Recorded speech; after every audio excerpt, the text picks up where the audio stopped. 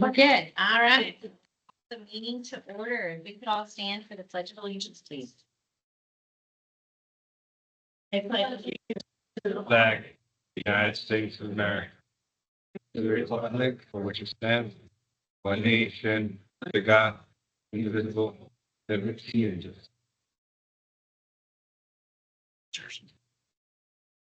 All right, Judy, are you gonna lead us in the rolls?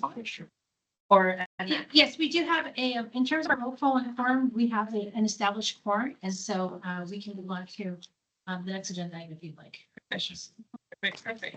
So the next item is the approval of the minutes of our last two meetings, actually, May 30th and July 25th. If everyone has had a chance to review the minutes, if there's no corrections or comments, then I'll entertain a motion to approve both sets of minutes.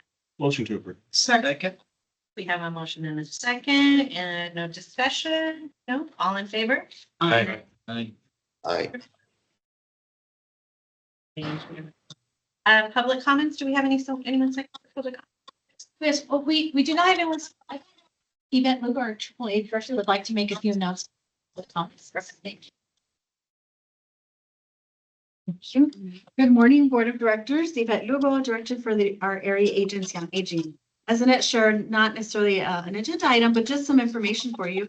I'd like to start off by first introducing, we have a master level social work intern with us that will be It is Norma Sandoval, and she's actually interested in understanding the administrative piece behind social services and social work. So we'll be closely connected, and I felt like this was a good opportunity for her to learn about the governance and what goes into why certain organizations have boards of directors. So this is her first introduction to our board. So just wanted to introduce and give her that opportunity.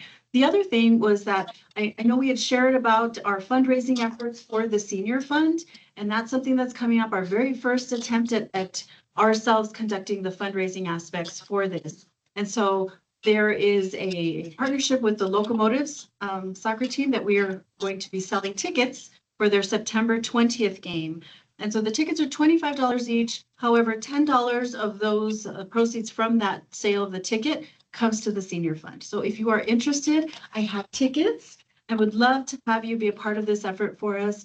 My understanding is we're in section 115, rows P through X. So if you were familiar with the Chihuahua Stadium or Southwest University Stadium, that's there. But if you would like to support this effort, $10 of that ticket comes back to the senior fund, where we will use to support the needs of those older adults that either ourselves or there's not another resource in town that can help support that need. So just an FYI, if you're interested, you can see me after. Thank you. I have a question. Yes. Okay. Public comment, is that okay with her? We have a question? I'm thinking. Statements. I mean, No? Probably not. I'll Okay, talk to you later. Yes. We do have Ms. Valdez on the line, our legal counsel, but yeah, we'll do that after. Okay, no, that's fine. Yes, I'm here. all right. So now finance. So now we'll turn it over to you. Thank you. Good morning. Judy Cisneros, Finance Director for the COG. My agenda item, it's actually going to be a show between Annette and myself, 2-day meeting. You'll see a lot of us. But the first agenda is approve and authorize administration to accept GRP, which is Gibson, Ruddock and Patterson's audit firm, their engagement letter for fiscal year ending September 30th, 2025. And this is in lieu of a separate statement of auditing standards, 114 letter. What this does is just tells you what we're going to be responsible for during the audit, as well as what GRP is going to be responsible. And in the event that there's an issue that we don't provide information or they're questioning certain costs, they will in turn contact you, the governing body, to let you, make you guys aware. So that's what this is for. Much just to start the engagement, but also to let you know what is their role and what's our role. Any questions regarding that? Any questions? Do we have a motion to approve and accept the audit engagement letter? Also, second. We have a motion and a second. Any discussion? All in favor? Aye.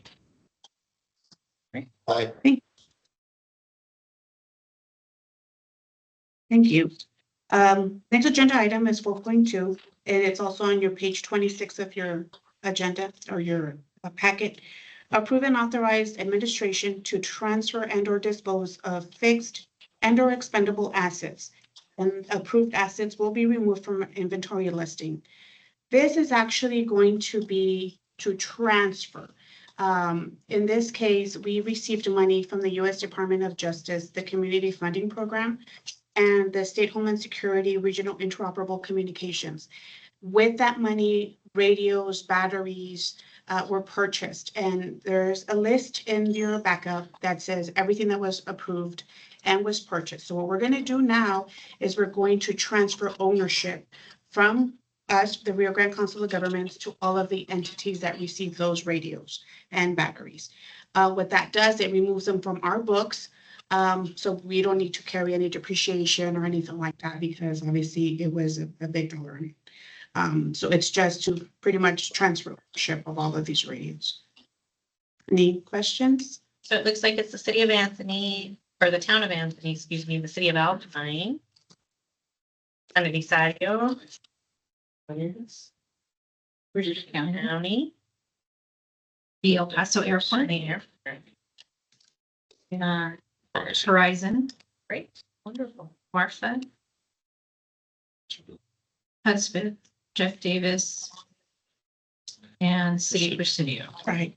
And we received from the U.S. Department of Justice, we received 303,000. And from the Homeland Security, we received 468,000.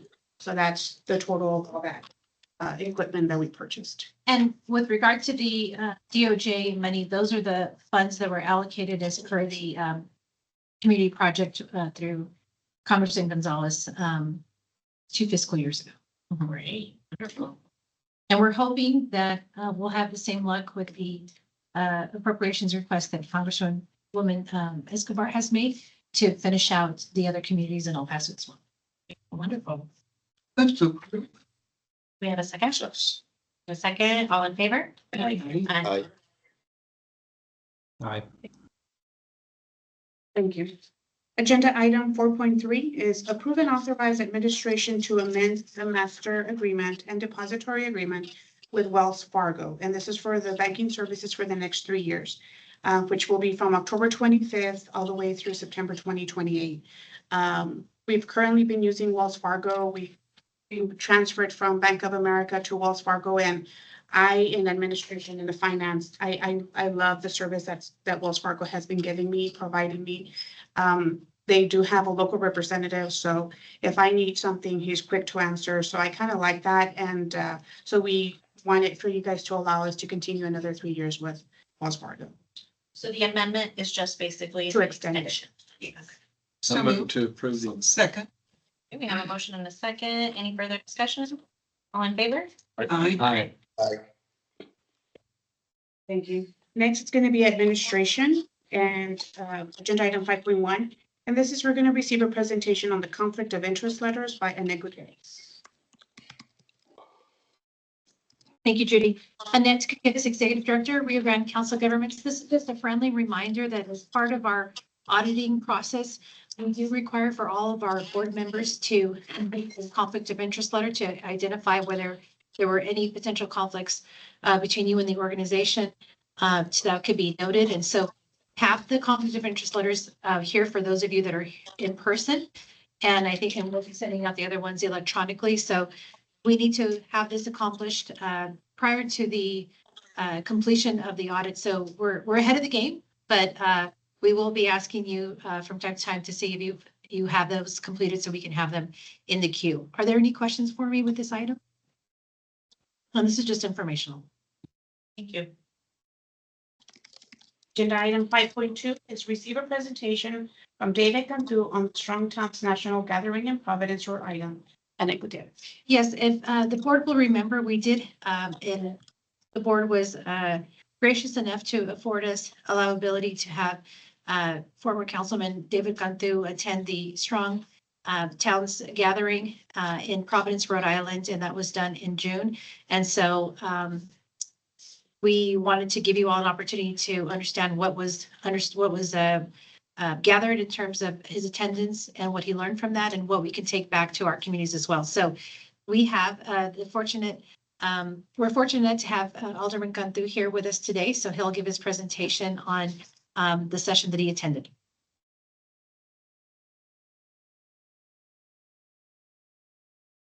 Okay, thank you. Good morning. Morning. First of all, I want to thank the council, the government, the board for allowing me this opportunity to represent our community and the Southwest region. It was surprising that when I first got there, I've met people from Texas right away. I don't know how we connect, but we did. So larger cities and small cities in Texas. So that was very interesting that as soon as I got there, they kind of knew where I was coming from. And Rebecca will forward the slide. Next slide. Go back to that one. So what I wanted to do is highlight some of the things that I participated in. And the group picture with all of us in those vests, that's a bunch of us that are working in our communities, getting the movement started. And one of the things that they did is they told me right away, you're going to get a vest and you're going to be up there with them, which was nice because I had been working with Strong Towns for several years, but I've never been part of the group doing that. And then the other pictures are just things, activities that we did. One of the things that Strong Towns does is they actually walk through the community and take notes as things that you see wrong and kind of evaluate what needs to be done. So for instance, when we were in Rhode Island, everything's walkable. But then again, some of the things that were done were not correctly done. Sidewalks, the landing pads, they don't face each other. They just kind of went back and redid the city to make it more walkable, but they lacked a few things that they still need to improve. And we were part to actually go through it and make notes.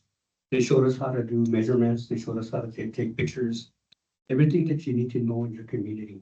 So for example, if you're walking in Socorro area, the streets, you can right away, you can tell that where there's no sidewalks, and then you can tell where that people actually walk because they leave a trail. So those are the things that we were looking at. So Strong Towns is a nonprofit organization. And they pretty much analyze the failures of what the post-war American development patterns were like. When cities are created, back in the beginning of time, there was all these learning curves, right? A lot of us grew up already knowing what a city should look like, but really, it's what the city became. It's like. So the things that they have is 3 missions. To replace American post-war patterns, this is to go back and say, okay, this is what they did back then. Now we're gonna have to do things different. Approximate for cities of all sizes to become safer. And then working to evaluate local governments as well. So part of the thing about Strong Towns is not only are they in the community working, seeing things physically, they reach out to the leaders in the community, to the city council members, to the county representatives, to give them this information that they found. So for example, if you did a walkthrough in one of the streets, you take that information to your city council to see if there's things that can be done to make those improvements. Next slide. So I'm not going to read the whole thing, but there's several things that they do to make cities stronger, and the local government stronger. The key here is also the land use. So when working with developers, Strong Towns representatives really focus on what the community needs. And what was interesting about this conference is that when you're there, it's not only people from Strong Towns, it's actually developers that are listed out. The city planners, city managers, they're all interested in what's going on with this new trend. And so part of that is that you actually get to talk to developers and they actually have some good ideas. And I was thinking, why don't we have those kind of developers here in El Paso area? Which we probably do, but we don't make contact with them all the time. So that would be the key to try to reach out to some of them. And then the transportation systems. We all know that there is a big issue with transportation. Instead of building more lanes on the freeway, we need to look at alternatives. And some of the things that are happening currently right now in the county area, the city of Socorro, the city of San Luis, Clan, they're all looking at that transportation issue is how do we get people in our community into El Paso without having too much traffic on the road. So the strong town approach is pretty much, it's, how could I explain it without reading the whole thing? But it actually focuses on what you actually see and what can be done. What puts, like most people would say, puts on the ground. So when you're working with engineers, they actually look at a map and they just put things on the map and say, this is where this goes. Through strong towns, you actually have people dictating what's there and what could be there that could help the community become more self-sustainable, economic development, housing, all that's included in there. So I know it's a lot to put on the slides, but hopefully you keep them and you can go back and review them. So these are again, the priorities. So transportation, highway expansion, safety, production in the streets, implementing housing, and then the parking mandates. One of the things that I noticed here in El Paso when I go anywhere, there's not enough parking. But the reason for that is that we have more vehicles on the road now than we did when the city was developed. And that's one of the biggest things that we need to figure out. How do we get people to these places through transportation instead of driving there and then not finding a parking? So this is some of the things we need to look at. Go ahead, next slide. So some of the things that they do is to help get the word out and to help people acknowledge what's going on is that they do a lot of media. So if you can go to their webpage and you'll see that they have constant articles on things happening throughout the country. Next slide. Education. So that's part of the gathering, right? Because we all showed up to attend different work sessions, and there's a lot. It's like any other conference. You show up and they have 10 consecutive sessions going on at the same time. So you have to pick and choose where you're going. I was fortunate enough to be a volunteer at some of these sessions. So I got to participate within the session, but also as I was there helping people, guiding people. Next step. Then resources. They have an abundance of resources on their webpage. And if they don't have it, they'll find it for you. This is one of the things that the CEO, Chuck Morrell, told me personally. He said, we don't know the answers to everything, but we can get them for you. So they do the research and then they get back to you. And then the events. Not only do they have the national gathering, but they also have online events, podcasts, webinars that people can participate in. And I've been fortunate to be part of some of those webinars where they actually allow the listeners to speak, to have a conversation rather than just giving you information. Next one. And then the neighborhood groups, which is interesting because most communities will have little groups in their own little neighborhood. And in smaller communities, it's kind of a lot of more people working together than in a large city. For example, here in El Paso, you probably have neighborhood groups, but they're only interested in their own neighborhood, their own community. They don't look at the whole El Paso as this needs to be done. So this is key for some of the representatives that when they're working with their individual in their own district is to look at those little community and those little neighborhoods to see what they need. Next. And then the community action lab is where you actually sit down and work on some of those findings and you come up with a plan. Next slide. So being part of Strong Towns, I'm going to highlight 3 things that I've done. Then the first thing was to take the Strong Towns 101 course, and then being part of the cohort. And I also did a course on the traffic analysis for a community, for a crash site. So what happens here is if there is a crash, a group of people will go to the area and they'll invite representatives from the community, the law enforcement, firefighters, and they'll evaluate what really caused the accident. Because a lot of times we assume that that a crash happened because it was a driver error, right? But we don't look at some of the other facts. Is the road curvy? Are there something impeding on the road? Is the sun hitting directly on the driver at a certain time? So this is part of the analysis that you would do, is you go out there and then you look at the area, you do traffic studies while you're there, you actually count how many vehicles are there passing through, how many are actually, one site that they did, they actually counted the number of people who actually ran the red light within an hour.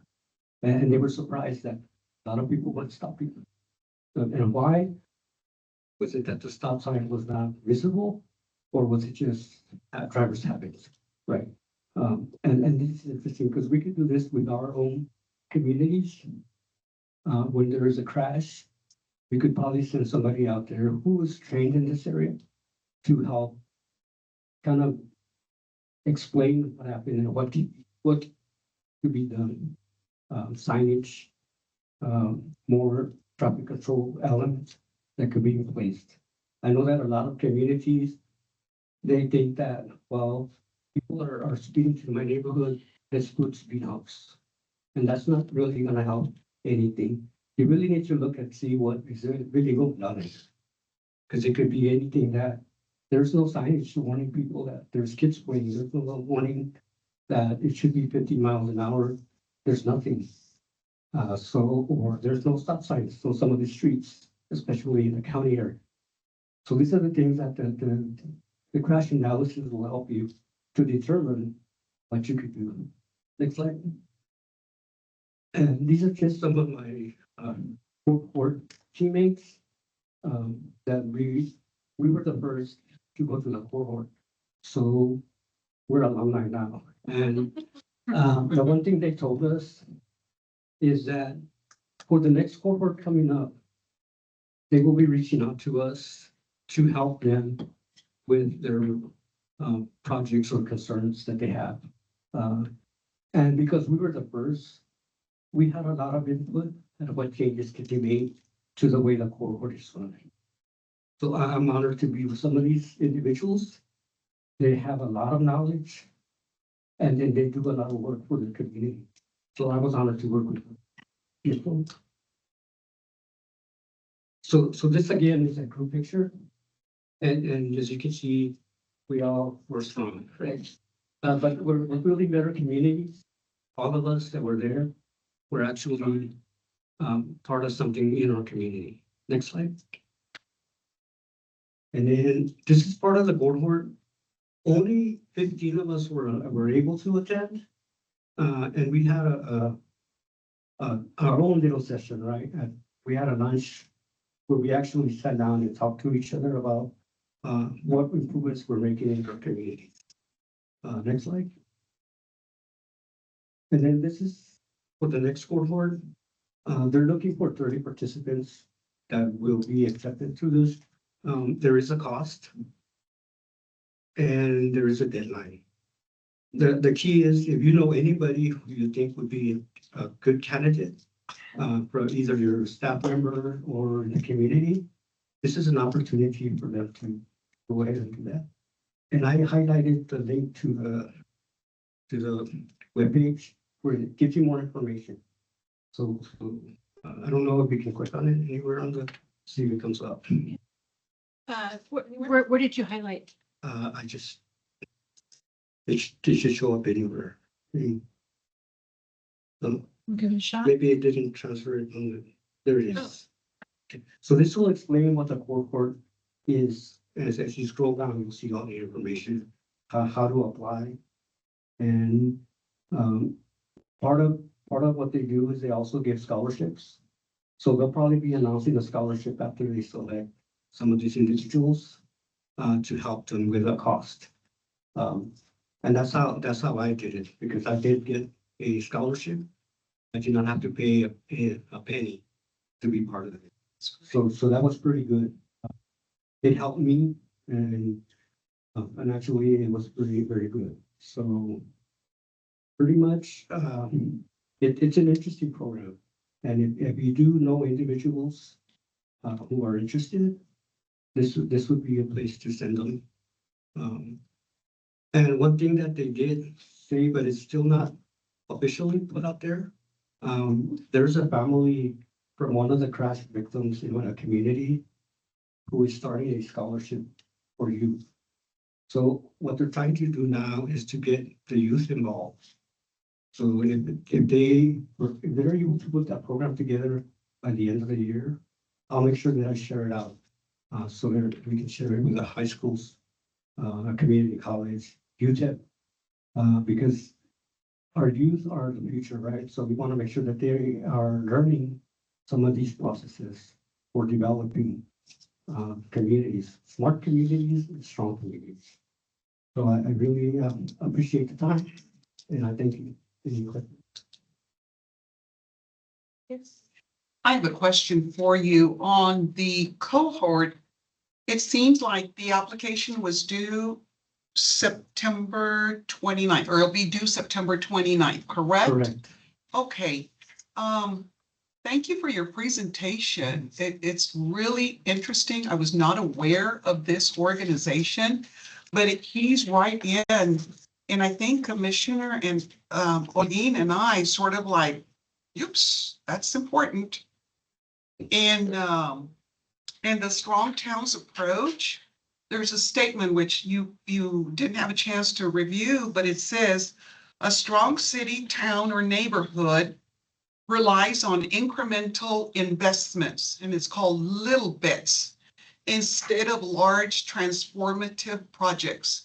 I think we all want a meta in our, in our city, in our county, but it's what are the little things that we're doing and what are the little things that we're offering that are transformative to our community. And that's just very much my thought or process on this. So thank you for bringing it up and for now putting it into words for me that I can fully understand. And that stems from Chuck Moron when he was doing the first work in his community. He was actually an engineer working for his city. And he was seeing things that were, well, why are we doing this? And his approach was, well, we have a lot of empty buildings downtown. Why don't we renovate them and bring in small businesses versus bringing in a big box store?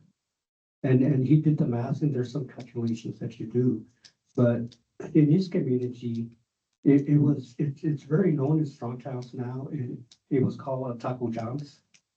And Taco John's is kind of like a McDonald's or Taco Bell, right? So their parking lot is always empty. And they went through all of the development of tax rebates and all this so that they could have something in that community. But when he did the numbers on the local downtown restaurants, guess who's making more money per acre, right? So he kind of did that formula, and he does it everywhere he goes. When he goes to speak at a community, he can put those numbers for you together and say, okay, look, these are the businesses that are making money, and these are the ones that are not. So as far as making money, I don't mean just like sales. I mean, For every acre of property, there's some certain amount of money you can get. And some of these communities are already doing that. And I know that that's one of the approaches that if we were to do a study, for example, in Socorro, some of those businesses on Socorro Road, they're making a little bit more money for the community as versus the Walmart across the way. And this is very interesting because Strong Towns has those resources to help you look at that and to see where the improvements could be made. So if you know that you have more business income coming from smaller places than big box stores, then you need to start making changes, right? You need to accommodate for that. Thank you. Any other questions? I don't have a question. I just have a comment. I'm assuming that this will be former Representative Cantu's meeting here with us unless he comes back to present on anything else, right? But I do want to thank you for your commitment and service to although it's not a community that I live in, but the community of Socorro and San Eli are our sister cities. So I appreciate your commitment and service to the community there. Mr. Cantu, thank you. And one of the reasons that I was doing what I was doing is working as in the region, not just being like, well, I'm just going to concentrate on San Elizario, because I see potential everywhere, especially on the Mission Trail. Yeah. There's a lot of potential there that we could do. Horizon right now is growing, but then Horizon needs to slow down and look at how can we make things a little bit better for Horizon, not the corporations, right? So having all these commercial buildings is good, but then look at your smaller businesses, look at your small shopping centers, small restaurants, see how can you help them become more financially stable. And that's all you're trying to do. And that's part of the work. And I've always looked at the region. I love the South. I love the West Texas region. I visit Marfa and Alpine, Marathon, Fort Davis a lot, and Turin because of that. Because I like West Texas, but I want to see more. Right? I don't want to see it become a commercialized desert, right? Like Horizon. Yeah. No, I'm joking. So you're next. Mr. Cantu, this is Mayor Chacon. I don't know if you can hear me. First of all, I would like to say thank you, Mr. Cantu, for everything that you have done for our community. I wish I'd been there physically, so I can tell you this in person. But I have another meeting in a half an hour, but I just want to invite you to stop by our office, by City Hall again, so we can definitely talk about all these ideas that you have for our community. And please, also would like to discuss also the bike share program that you have always wanted to implement. I have beautiful ideas because I would like to continue to push for all these ideas that you are having for our community. So thank you very much, Mr. Cantu, and hopefully I can see you soon in my office. Thank you. Thank you, Mayor Chacon. Thank you, Mr. Cantu. Thank you for all of this great information and for being such a fierce advocate for our small community. So thank you. Welcome.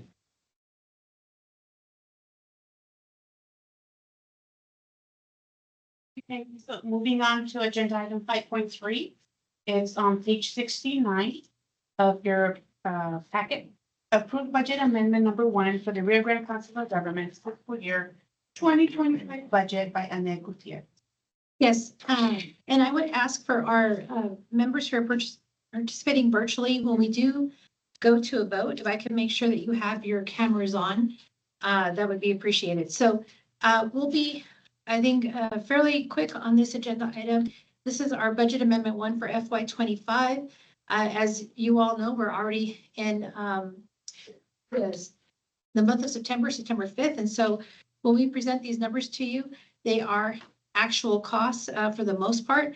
So we are asking for Board of Directors to approve and authorize the fiscal year 25 Amendment 1 budget for the period of October 1, 2024 to September 30th, 2025. And so each year the council does prepare a budget amendment to reflect any changes that are occurring within our budgets and expenditures. And this is necessary for us to be able to reflect the actual grant funding that has been awarded to date, as well as reflect any carryover or any projected program costs through the end of the year, as well as to reflect our shifting and adjustments of revenues and expenditures between and within the programs based on the actual and projected amounts. So for FY25, we are showing our total agency revenues of $10,750,108 and total agency expenditures of $10,706,720, with excess revenues over expenditures of $43,388. And so here you can see on the slides, this is just representing where we were in the blue and where we are now in the red. And so our net revenues have increased by 1.3 million, and our net expenditures increased by 1.2. So when we talk about our revenues, where is that coming from? Our revenues increased in federal by $307,000. Our state revenues increased by $931,000, and our local contributed cash increased by $215,837. Those were the three areas where we saw the largest increase. And so I do see that we have a question from Representative Fierro. Yes, Representative. Thank you, Madam President. And, my question is, I mean, these are great numbers and you all always do a fabulous job, but you don't have a concern with any of the federal dollars, with the potential of losing them? So people will think that you and I worked this out perfectly to set me up, because for 25 Amendment 1, we're in a good position for this fiscal year, but when we present 26, it'll show the concerns that are being raised in terms of the level of funding that we're receiving. So yes, we do have concerns, definitely. But for Amendment 125, we did not see any decreases in funding. What happens is that most oftentimes is when we prepare our budget for the beginning of the fiscal year, we're very conservative with our numbers. And so when we have our amendments, for the most part, there is always going to be an increase. It's very unlikely that you actually see our funding reduce when we do an amendment process. And so for this fiscal year, it's the same as well. The reason why we had increases in federal was because of the funding that we received from the COPS grant, which we had not presented at the beginning of the budget. So that's the majority of the federal monies that are coming in. On the state side, the reason for the increase on state funding is through our Texas flood planning program through Water Development Board. I apologize. Through the Water Development Board. And so we're initiating that process again through the 5-year period. So that's monies that are up and running specifically for our technical consultant. And then in terms of the increase to our local contributed cash, we were fortunate enough again to be able to receive funding through the TWIS for our EDA program. And then we also have seen, I don't know if this is a good thing, but we've seen an increase in our funding for DRC programs. So there's more filing fees that are happening at the courthouse. And so that's the reason why for the increase in that cash as well. So this is just representing where we are with the revenues. Representative Fierro, did you have any other questions? No, thank you so much. You answered my question. Okay, thank you. And so on the expenditure sides, as you can see here, everything is pretty much close in line with what we had projected in terms of approved versus Amendment 1 with our personnel costs. Our contracted costs did decrease significantly. And again, that's because of the funding that we received from Water Development Board to assist with our technical consultant to be able to carry through the work that they're doing, as well as some other contract work that was done on behalf of the 911 program as well. And so then the other increase with our supplies and materials, we were allowed to purchase additional items in terms of replacements for our computers, things of that nature. So there was an increase in that. And then the other increase that you see is in capital outlays. We just recently had you all approve the transfer of assets. And so that represents the bulk of, that is representing the capital assets that we are recognizing, where we have an increase of up to the total amounts of $766,301. And so that is a $302,431 increase versus what we had projected at the beginning of the budget. And so then we had a minimal increase in our indirect cost of just over $20,000. So this is representing our budget amendment 1. There obviously can be much more information that I can provide you all in terms of specifics, but we think that this is a representation overall of the budget amendment one and where we stand today. But I can answer any questions you all may have. Anyone have any questions? Hmm. Yes. This is concerning the administration division, the general fund. Yes. You have a 72% decrease on contracted services. You, Yes. for the upcoming budget, or what were those, what was that decrease in contracted services for? So Do you foresee an increase in that for the coming year? Yes. So what we ended up doing, for fiscal year 25. So we're gonna be talking about two, budgets, budget 25, which is what we're currently on, and 26. 25, what we ended up doing is we ended up removing some of the contract monies that had originally been budgeted. Barracuda is no more, so we had some money set aside for them to do some special projects for us, so we ended up removing that. We ended up removing services that we normally contract for, CPA to come and help us do extra things for our policies and procedures or procurement policy. We had to remove all that. And in turn, we ended up shifting a lot of that monies into the supplies category, into some of the travel, where we thought, okay, we're not gonna have money in 26. Let's get ready and purchase what we need to in 25 to be able to sustain us for 26. And you'll see the difference right now in 26 once Annette presents that to you all. So having things identified that we could do without, that's what we ended up doing. And to be honest, this is a reflection of our actual. Year to date, some of these items have already been spent. Very few items are still left for us to move forward and purchase. But honestly, this is where we're at. So there's not a lot of wiggle room done, but it was done to, again, for, kind of forecast to the fact that we're not gonna have enough money in 26. That's kind of what we did. So, and I ask only because it's 72% decrease is a big number, or you decreasing 72% off your budget. But that brings up another question. Now that Barracuda, you're not contracted with Barracuda anymore, are you looking at bringing somebody else on, another consultant? Obviously, that's no more. Okay, Yeah, we can't afford it. got it. Okay. It was a special project, right? I think I'm sorry. it was a special project. Well, for Barracuda, I mean, I think it's kind of it's an emulation that we have where we go to events with the city of Socorro, with Horizon, with the county, the city. We do not have in-house communications, things of that nature. And so Barracuda, they fulfilled a lot of that for us. They were able to do the videos for us. They prepared the annual plan for us. They did the photos for us. And so those are the things that we think have been great to elevate our organization. But if we think about bare bones necessities, we can live without it. We can figure out how we can do what we can in-house. And so those are some of the things that we're working on. But even though it shows 72%, it was a small amount of the total budget for administration overall. So we're definitely living without it, and we can still proceed with the work that we need to do. Maybe having the cities kind of contribute a little bit more to that, and we'd be willing to do that, to work with you all for that, rather than have Barracuda do that. Maybe the city could help with that and promoting, because it promotes the city and it promotes Yes. COG as well. So Oh, that may be something we could talk we about. have these conversations. I think when we present the 26 budget, we'll show where we're having our shortfalls, and so hopefully this is not our only discussion, but I think we do have a path forward, but we definitely would want feedback from the board to ensure that our path is what you all would want us to proceed with. Thank you. So with that being said, this is a budget amendment 1 FY25. We would ask for approval to approve and authorize the execution of amendment 1. Are there any other questions? Motion. So we have a motion to approve. Do we have a second? Any additional discussion? All in favor? I, Aye. Thank you. Thank you. Annette, this is Diana. Just real quick, do you have a quorum with all your board members on camera? I'm on this side over here, so I'm going to ask for somebody to look on their side. 1, 2, 3, 4, 5, 6. We need 5 showing on the camera side, right? I don't see us. Is Representative Acevedo?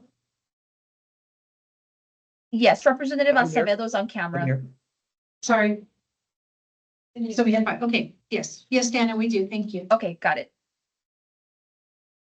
Thank you for keeping us legal. Move on to agenda item 5.4, page 79 under our packet. And this is to approve the fiscal year 2026 budget for the Rio Grande Council of Governments by Iniquity.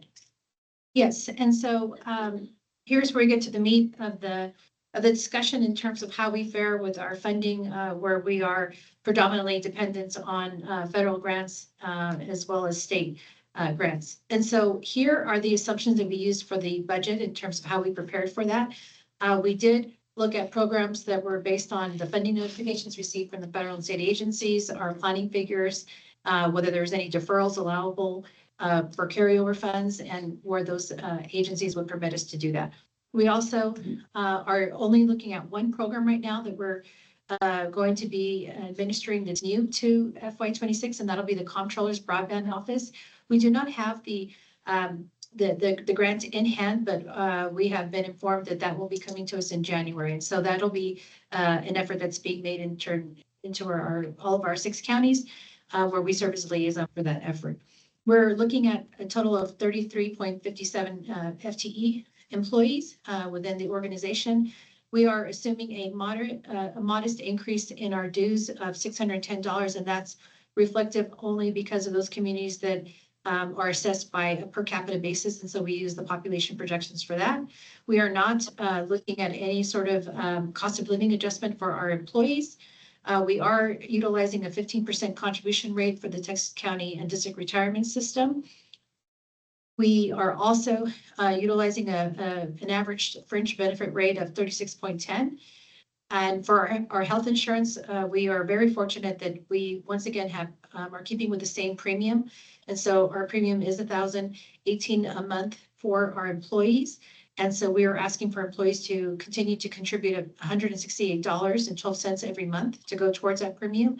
And the COG is paying $850. And again, that was not an increase. It's the same amount that we're paying currently. Our indirect rate is at 28.9%, 28.97%. We are assuming the travel rate reimbursement policies as that of the state of Texas, which is at 70 cents per mile. We are utilizing the same amount of office space, and we're paying for that cost as well, the same as we are in 25.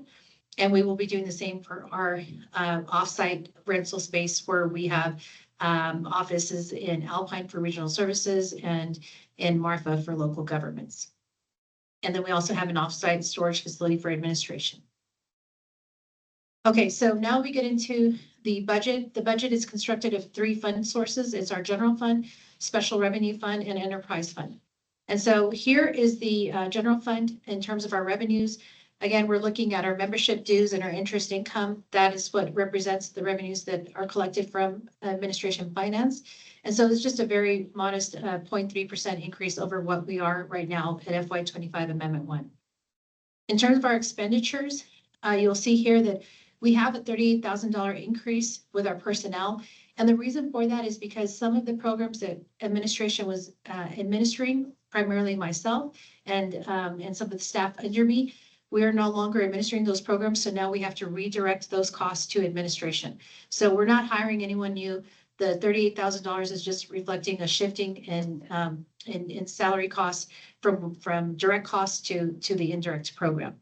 Under contractual, you'll see here that we have increased that amount to by $4,000, and that's to $12,155. And again, it'll represent items similar to what Judy just mentioned in terms of how we use that line item. Our travel has been reduced by $8,000. And so we were looking at cost-cutting measures where we can.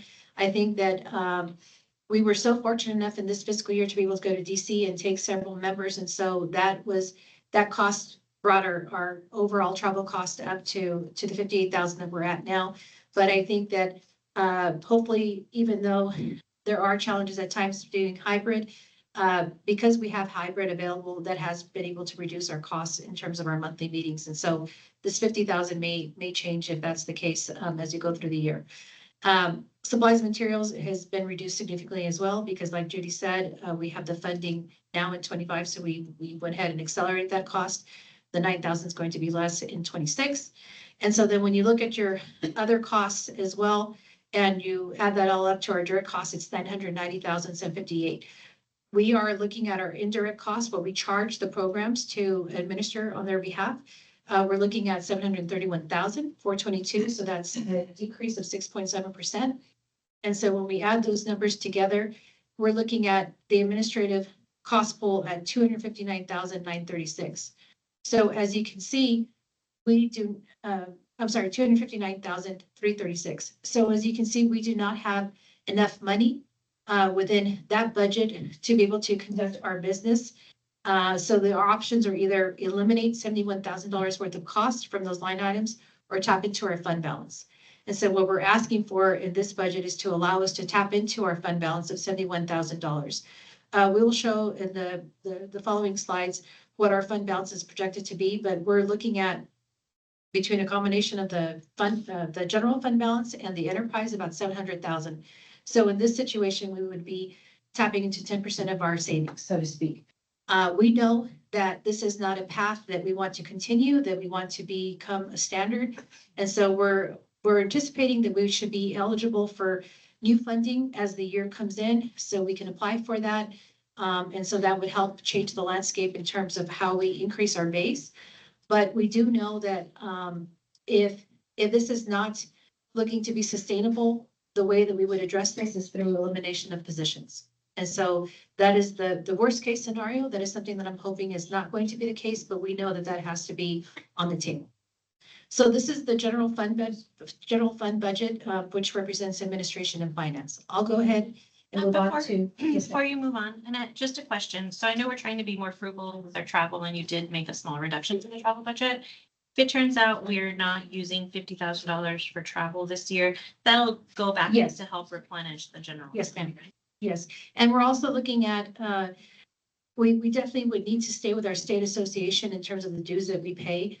I think they're an integral part to the success of our organization, but we do have a national association, the National Association of Development Organizations. That's about 2,000. No, I think it's increased. I think it's about $3,000 is what we pay to that. We may have to eliminate that as well. So we're looking at different ways how we can cut those costs. Thank you.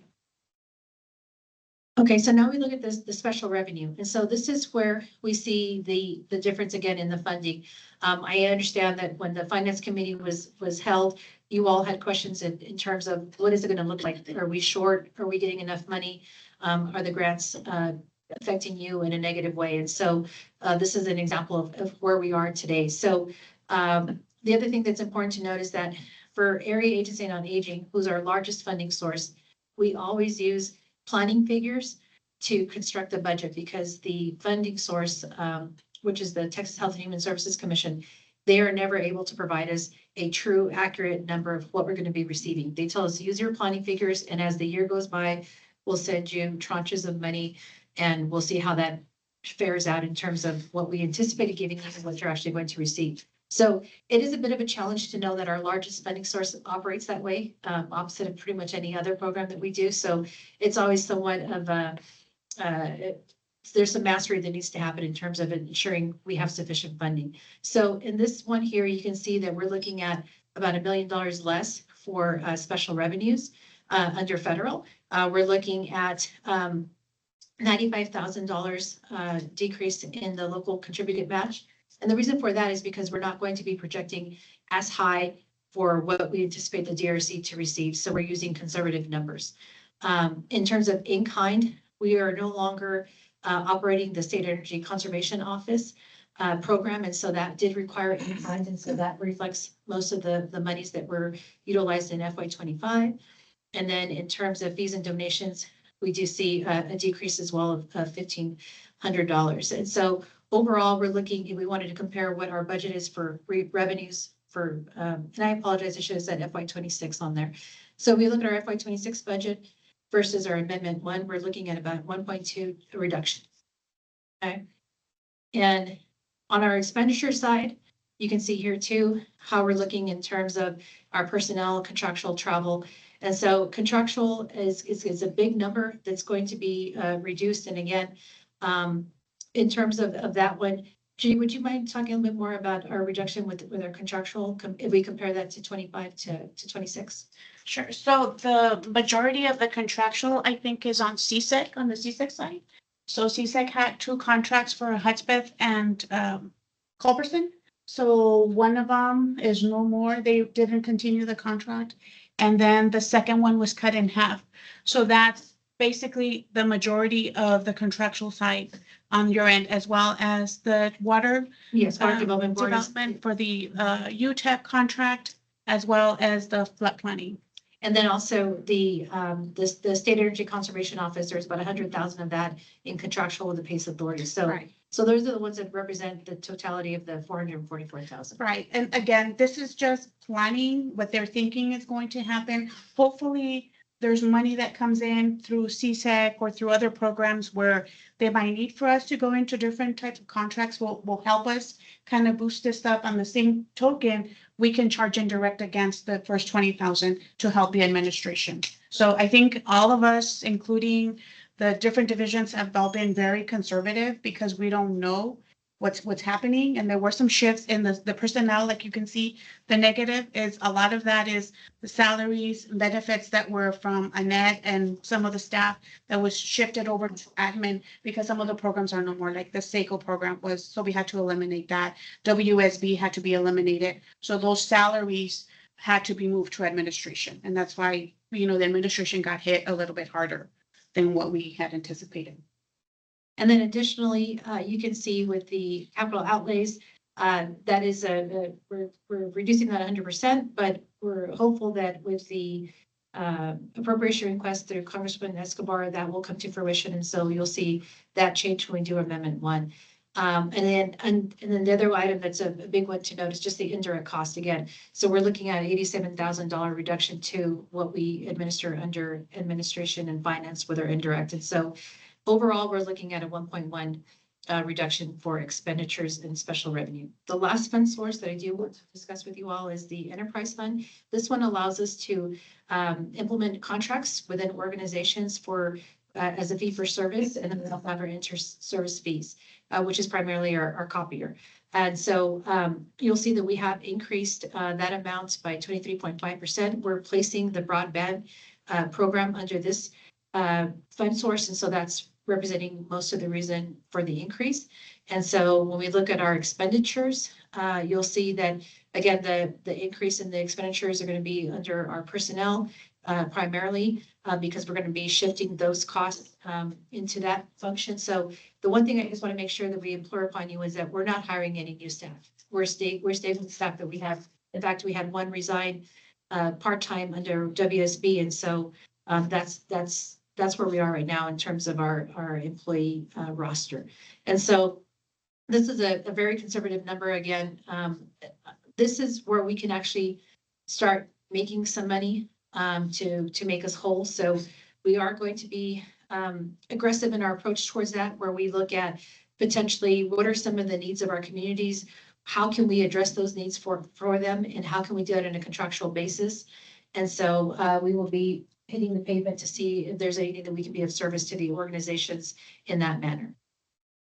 So here are this is just going to be giving you a historical perspective in terms of how we've been receiving our revenues and expenditures. So you can see how they look from 23 up into projected 26. And so, 24 was obviously a banner year for us because of all the pandemic money that we received and how we were able to utilize that. But if you look at 23 versus 26, it's kind of close to where we were in 23 to 26 with the same numbers that we're using in terms of our funding. When we look at our, and I apologize if this got cut off, but this here is showing how we are with our revenues. And so again, we are highly dependent on federal monies. That's how we operate.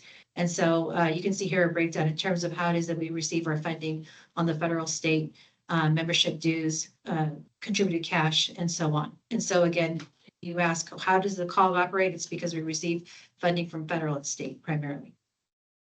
Here is just showing a breakdown of our function, how we operate as an organization within our programs, which one is representing the bulk of the funds. And so as I already mentioned, the Area Agency on Aging, their fund sources is about $6 million. And then all the other ones thereafter. Emergency communications is a really big one. It continues to increase. And so this program is at $1 million. And so that's the next program that's at the higher level. So here's, we talk about our fund balance. This is our fund balance for special revenue. These are restricted monies. These are monies that can only be used for a specific purpose within that program.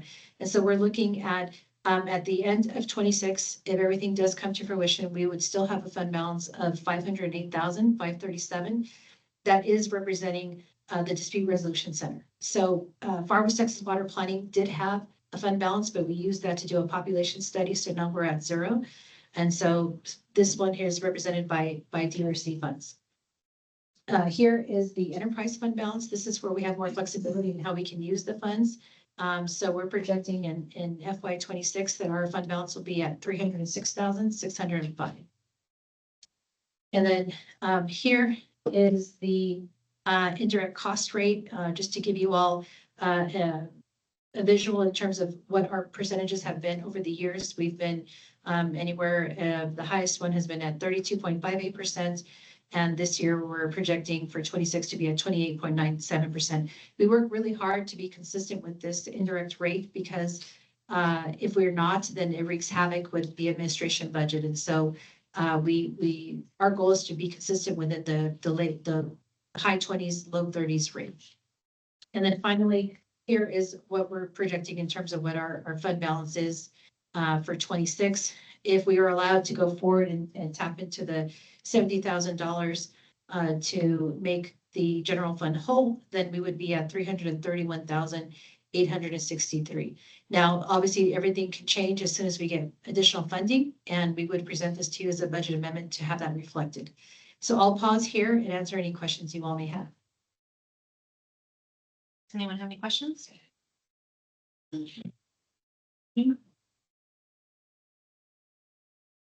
So if there aren't any questions, I would ask if anyone would be so bold to make a motion to approve So moved. Second. Oh, I think, do we have a question? Oh, okay. Or Sheriff Bugatti. Okay, so Sheriff Bugatti or Judge Arias? Okay, thank you so much. Mayor Renteria does have a question. Yes. So just to be clear, the amount that is going to be used to cover that gap, can you repeat that number again? Yes. It's- 71,415. And this is a common practice. I mean, it's done. That. Wait. Make it schools. Oh, we'll take a minute. Yeah. Want to take? Yeah, we're just gonna take a minute. Commissioner Butler stepped out for Jeff. Then we would have. Okay, so whoever comes first, either if Commissioner Butler comes back or Judge Odias turns on his camera, but in terms of the question that you had. This is standard practice kind of thing. I mean, we've done that in Horizon as well to be able to balance our budget as Yes. well. So, and for $71,000, I mean, that's, we, And see, I think that we're a bit, in the years past, yes, there's a reason you have a general fund. yes, It's because there's been savings. yes. And I was, So that's kind of the main issue here is this isn't anything out of the ordinary. So anybody that thinks that this is out of the ordinary, it really isn't. correct. And we actually were we tapped into our fund balance year after year. 2006. In 2006. And so, yes, in 2006 is when we started that practice because we just couldn't find additional funding, other factors. And so we've worked really hard to not do that anymore. So it does hurt a bit to be in this position because we were able to hold off as long as we could. But yes, that we're hoping that with other potential funding coming in, that will be a smaller amount, or maybe not at all. And if I may, I think we strive not to be obviously in the red. Mhm. And the reason for that is because most of our funding is on a reimbursement basis. So if AAA, Health and Human Services, lately they've been really good about paying us, but there's been times that the budget doesn't pass on their end or on the federal level, then we don't get the money. Mhm. So we are pretty much depending on covering at least salaries with this money. And so if we start dipping into that, we need to make sure that we have at least 3 months worth of salaries to be able to pay and some of the operation monies. There has been times where we've had to talk to some of the vendors that do direct purchase of services specifically for AAA and have some kind of a negotiation to say, if you can hold off, please, we ask for you to help us in that manner. And I think we've kind of leaned more on the El Paso County, Culberson County, Marfa, those bigger ones that have probably more of a fund balance than your local, vendors. So we have done that in the past, and that's just to kind of help us. Again, the end goal is never to go obviously into your fund balance because you try to make sure that you have enough to last at least 3 months worth. And I don't think we're there. So hitting it by 70 something thousand, obviously that's not something we want to do. Unfortunately, we have to. And hopefully we have more funding throughout the year. And we have also other ideas that, Annette and I will talk to some of the directors of maybe doing other things if money comes through on their end to try to help also administration. If they spend money, then administration gets money. If they cannot spend it, I cannot spend. So it's kind of, we're kind of doing a titter-tottering type of event here. But yeah, so we're grateful if you guys allow us to move forward with this. And then as soon as we hear that there's money coming in or there's a change, then we'll definitely reach out and, let you all know where we're at. Judy, so what's that approximate figure for 3 months worth of salary? Do you know?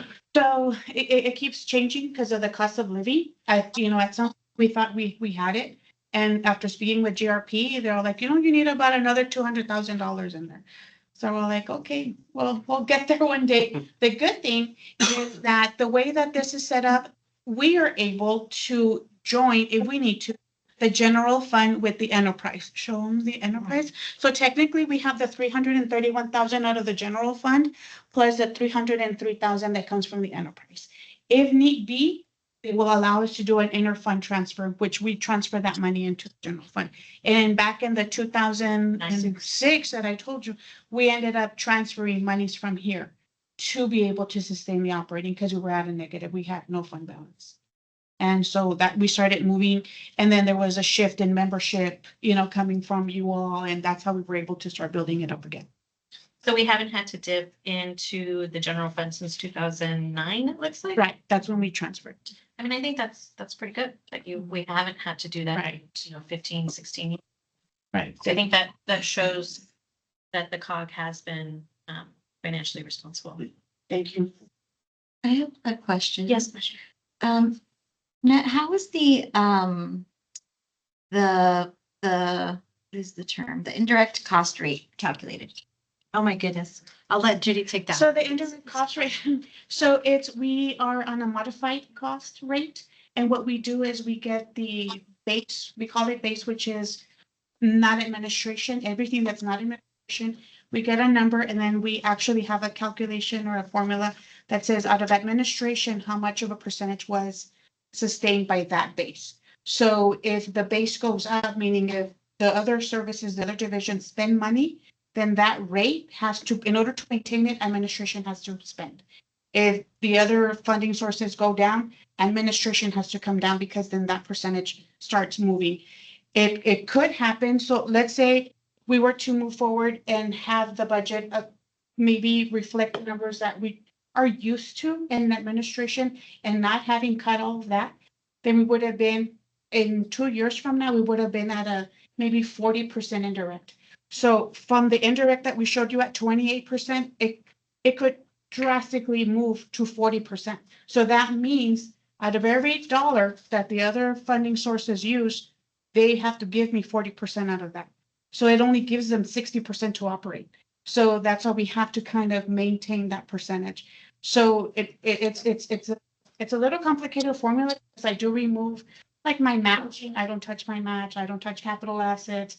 I only charge on the first 20,000 out of every contract, which is right now I'm allowed to charge up to 50,000 per contract, and I have it capped at 20 because they can't afford it. They cannot afford to pay me more indirect because then that would be detrimental to the programs. So we're having, at some point we will be increasing it, but not drastically to 50,000 because then that will change their operations. But And it's based on direct modified costs. as opposed to, there's very different, Salaries and there's a lot of different ways, right, that you can do that as well. Some COGs do only salary and benefits. Other COGs, they will parcel out some of their, maybe their finance and IT functions, and they put those as direct costs, but in the end, we're trying to get to that same number, right? So that's how we're utilizing the direct modified cost. We're not capped by any state or federal grants on how much we can charge for the indirect. Actually, CSAC has us capped, so we can only charge 10% out of their service fees. But what they do to help us is they give us $100,000 to use it for administration. So they cap us at 10% plus 100,000. And it's still nowhere near to what we're due, to be honest. Right. What you're saying. As a matter of fact, in 25, we ended up using some of the indirect that was supposed to come to us and used it as matching because we had no other way to match the program. So in 25, because we could afford it, we forewent the indirect for some of the program. Have the cost of agency, so we provide that indirect cost plan to be reviewed and approved at the state level, and then we have Economic Development Administration serving as our constant agency on the federal side. And that matters to us, right? Because if you all have to increase your indirect costs, we're all going to feel it. The programs contract with you with. Right. Or, and yes, so every program that we want to administer, that we want to provide services for, it might be less. Right. Okay, thank you. We need Sheriff Ugarte to return or Judge Urias to turn on his camera. Okay, so this is the Judge Urias or Sheriff Ugarte. Are there any other questions in the meantime? Are you checking in with? Yes. Judge? Are we still there? Okay.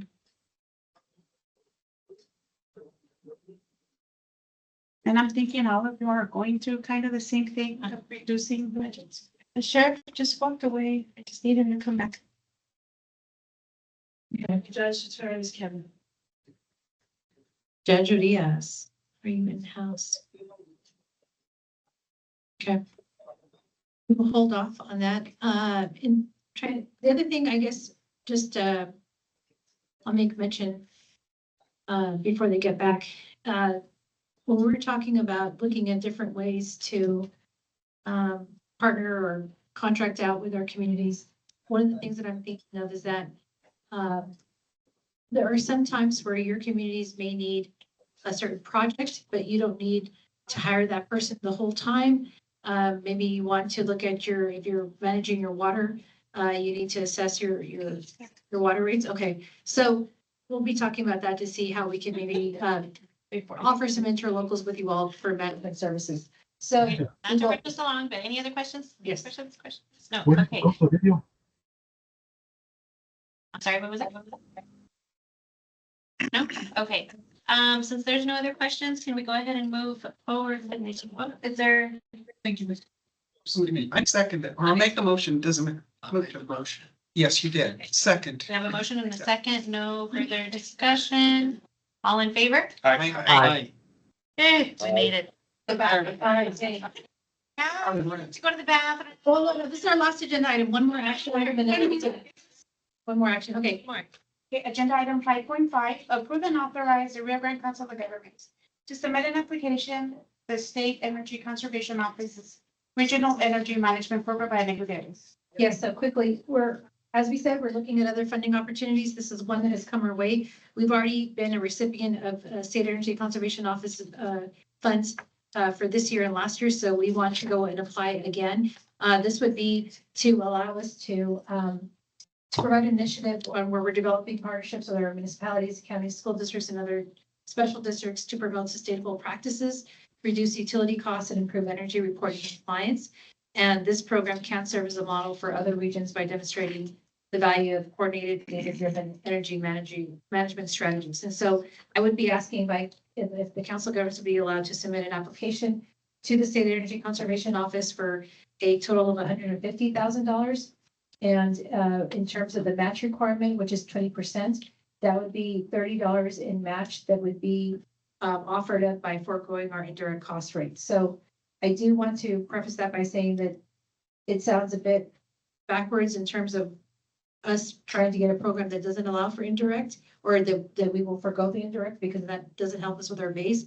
But if we are allowed to apply for this funding, administration will manage that program, and that kind of will help us through, at least for this fiscal year. This is not something we want to continue to do where we're applying for programs that don't allow for indirect to be applied. But I think that this is one that we really have a very good chance of being funded, and it will be competitive in that process. Sure. Any questions? I have one question. Oh, one question. What is the time frame for this, Annette? I don't see any dates on here. The time, it would be I apologize for that. We're looking at the funding being made available sometime in the first quarter of the fiscal year. So they usually have these available for up to 2 years. And so we would be putting in an application in for an 18-month period. Okay, thank you. Any other questions? Okay, can we have a motion to approve the submittal of the application? I'll make a motion.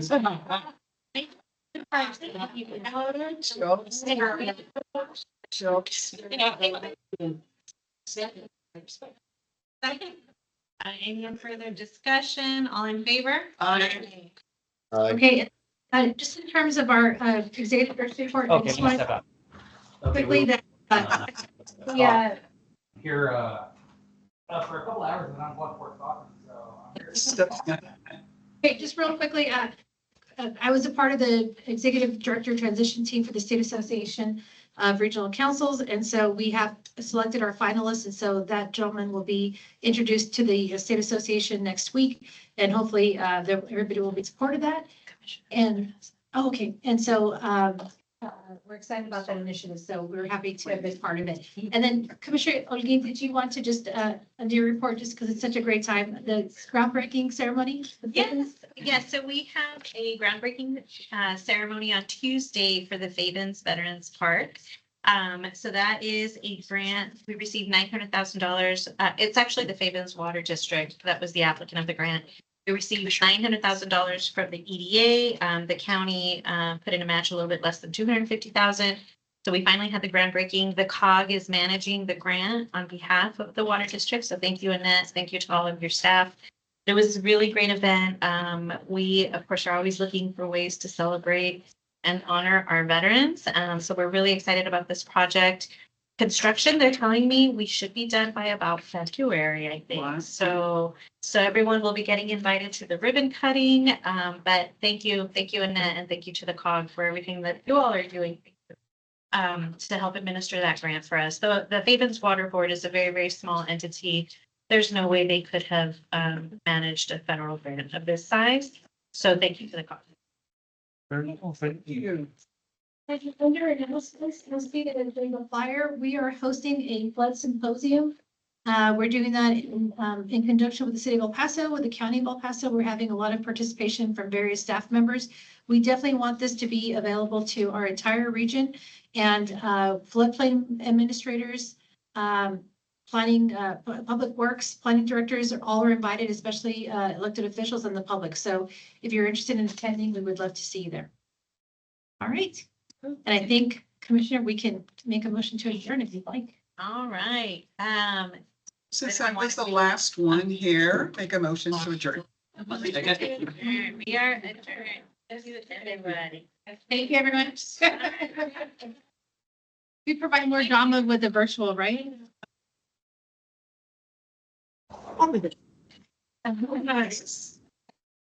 Thank y'all. Thank you. Thank you, Mayor. Thanks, Judge. Sorry, I was. So many workshops right now. Okay, but wait. Understood.